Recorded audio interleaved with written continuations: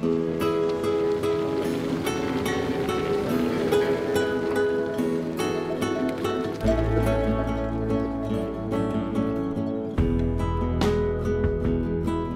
is the most important thing we have in a farm.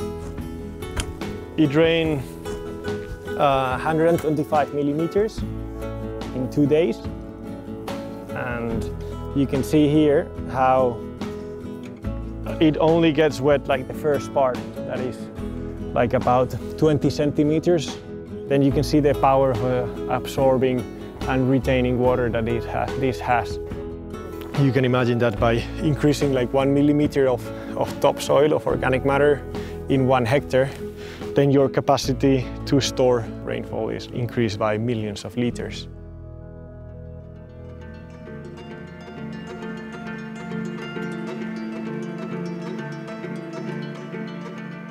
I remember we were in the kitchen, I think having dinner with my father. I think I was 10, 12 years old, and we were talking about the farm and how he was worried that it seemed that the plots were getting more stony and more rocky every year. There seemed to not be an answer for that. It was happening to every other farm. People assumed that that's how it was. So I was quite shocked about it.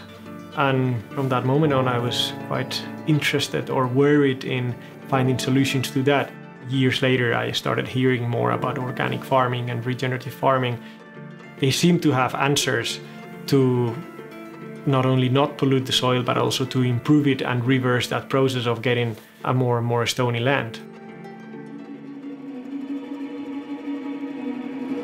The climate that we have here in this region is a really harsh one. They're very close to a desert climate. Our biggest challenge here is the water. How do we get the most water in the ground? And how do we keep it? How do we make sure it doesn't leave the farm? How do we make sure we use most of it? And it's a big challenge. When you drive here, you see the landscape being a brownish. And then sometimes you see these really super green patches, which is broccoli and lettuce farmers. That's a crop that extracts a huge amount of water from the aquifers. Unfortunately, it happens a lot and it's very profitable. So every farmer gets the offer to have his land rented out to a big supermarket, and they use it for 5 years and then it's depleted to the bone. It doesn't make any economic sense to mine something and to mine your farm and then do it for a few years and then you cannot use it anymore. My father always told us that he saw himself as a steward of the land and that his goal and duty was to manage it and pass it on to the next generation. The farm that we live in has been in the family of Alfonso for 200 years. Until 7 years ago, we had mainly a monoculture of grains. I thought there was room for improvement and for new ideas. Most of them were related with a more organic, regenerative concept of farming. Regenerative agriculture is basically a set of practices that are good for the soil, that are healthy, that are increasing fertility on the land.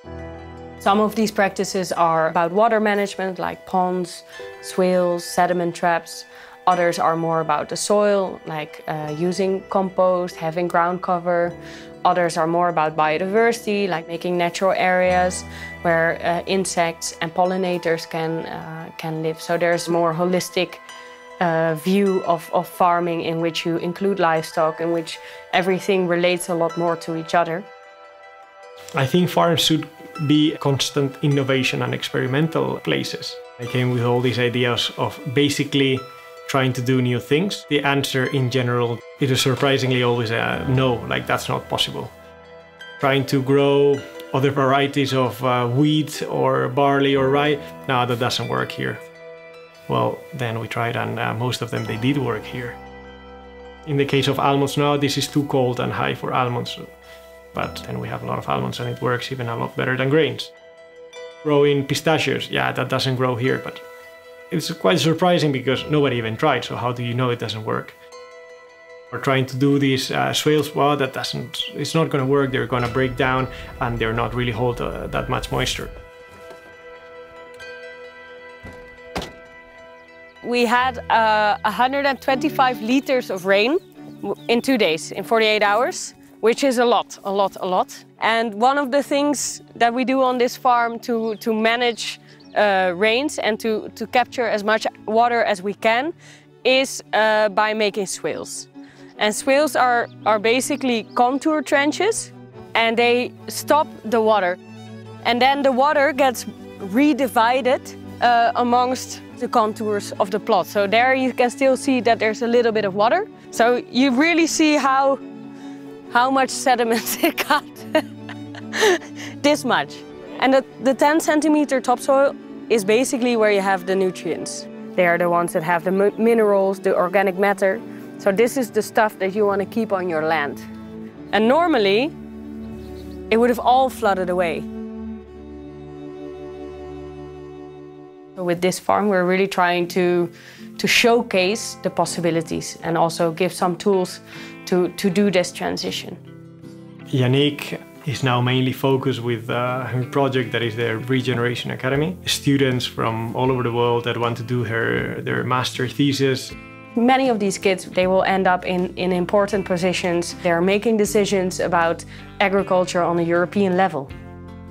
Bringing that sense back of giving something better to the next generations is very important. I think that's where regenerative farming fits really well. The climate is constantly changing and the market is constantly changing, therefore your techniques and your crops have to be constantly changing as well.